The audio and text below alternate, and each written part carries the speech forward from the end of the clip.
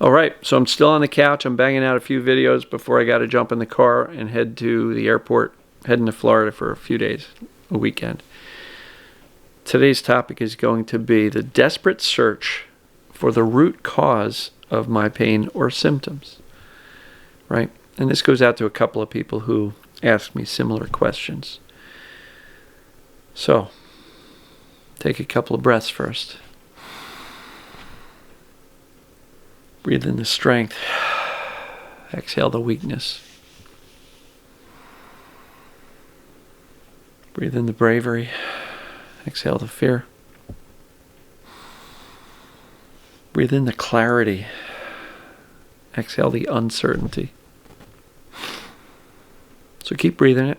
As you notice, I'm still sitting here in the same exact spot, 3 videos in a row. Again, just trying to bust a couple out before I take off for Florida for the weekend.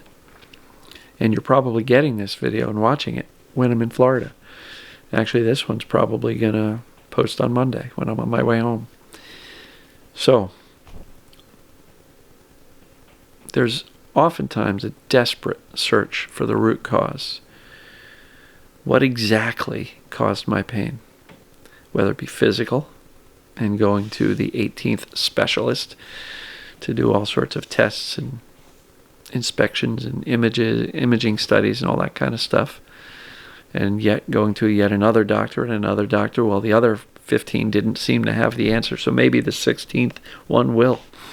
And so that can be a desperate search for the root cause, because if the previous doctors and the previous treatments didn't do anything for you, sorry, I'm shaking the camera, then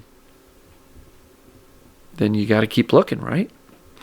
And that's what I call becoming medicalized. The fear, the frustration, the sadness that nobody can fix me. Nobody can figure out what's going on. And even if they point to something and say, this is what's wrong, none of the treatments have worked. So boy, am I screwed. So that's the medical version of being desperate to find a root cause. But here's the deal.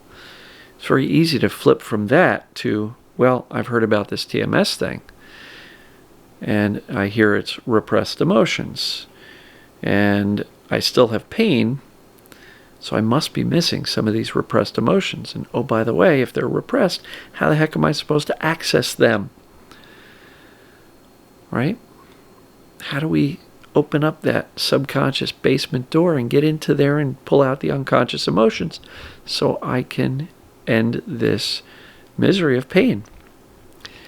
And so as long as you have the pain or symptoms present, the logical conclusion is, I'm missing something. I'm missing that mystery emotion. And so people flip-flop between searching for a physical cause, searching for the missing emotional cause, and always concluding that if I'm still hurting or suffering, I'm missing something. And we become desperate to find the root cause of the symptoms or the pains. My belief is it's all cumulative. I don't think it's one thing. I don't think any of us are in pain because of one thing that happened in 3rd grade and the rest of our life was perfect. No, we accumulate negative emotions, stress, tensions, right? Our nervous system gets more and more sensitized as we experience more and more traumatic things over our lifetime. At some point, it might hit a tipping point. It could very well be that the stressors are these negative repressed emotions that we're shoving in the basement, and they build up and they accumulate. And as Sarnos said, when they get ready to burst into consciousness, here comes a symptom, right? I think it's a combination. Is it stress? Is it tension? Yes. Is it repressed emotions? Yes. Is it consciously aware of emotions that we are resisting and pushing away and not allowing ourselves to feel? Yes. Is it emotions that we are gripping to and, holding on to a grudge, holding on to resentment? Yes, it's all of that. Why does journaling and or any other emotional discovery process help? Because it teaches the brain that these emotions are safe. That stress is okay. Tension's okay. It's a normal part of life, and that's why that helps to be part of the solution. But look, if you're going to come to the conclusion that as long as I have a symptom, I'm missing something. Oh, and some people also believe that TMS is trying to send me a message, and as long as I still have symptoms, I'm missing that message. Or I know the message, but I'm not willing to act upon the message. Right? And so we can get desperate to find the root cause. My suggestion is to let go of that desperation to find the root cause and focus on what I believe is a more reasonable approach, is a more effective approach, is a more rational approach. Because again, if it's subconscious,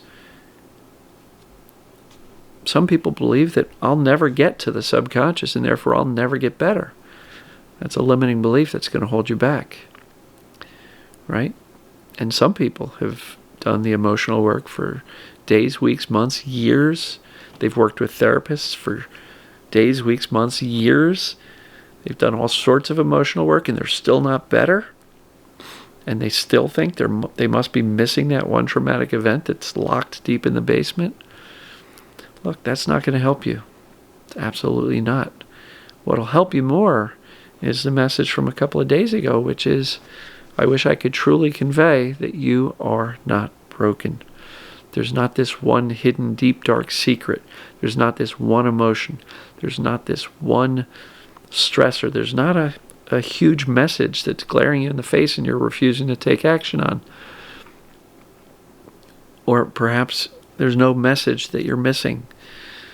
Maybe it is just this accumulation of stress, tension, nervous system that becomes more and more highly sensitized, so it starts to interpret normal emotions as dangerous, so it starts to create pain, and then it becomes even more sensitized that movement and normal physical sensations are dangerous, so it creates more pain and other symptoms. So if that's all the case, wouldn't the primary job not be to look for this needle in a haystack that you may never find, and you may have already found it, but since you're so freaked out about the symptoms, they still haven't let go, even though you may have already done the emotional work necessary? Instead of doing that, why not just focus on teaching your brain that you're okay? Feel the emotions, soothe your body, calm your thinking, learn to be indifferent. If you can't get there, choose your response. Instead of freaking out, be calm. Yes, breathe through the pain. Chuckle at it. I know that sounds crazy, and a number of people want to punch me right now. What do you mean chuckle at the pain? Because you know what TMS is, and you know that's what's going on with you because you have done the assessments, correct? If not, do them. They're at the very top of the Pain For You group and the very top of the Pain For You page on YouTube. There's an announcement. Go through that if you doubt whether or not you have TMS. So the desperate attempt to find the root cause keeps you so focused on the pain and the symptoms that you're ignoring the effort to just teach yourself, train your brain to end the pain. That's everything I speak about every day. And so, when you can truly believe that you're not broken, physically, emotionally, mentally, and there is no need to find the root cause, you just need to teach your brain that you're actually okay in the present, that your body's fine, that your mind is fine, anxiety is just anxiety, you don't have to fix that either, depression, it's okay to be sad, know that it will pass, right? So don't worry about the root cause. I don't think that's going to help you. So, what do you guys think?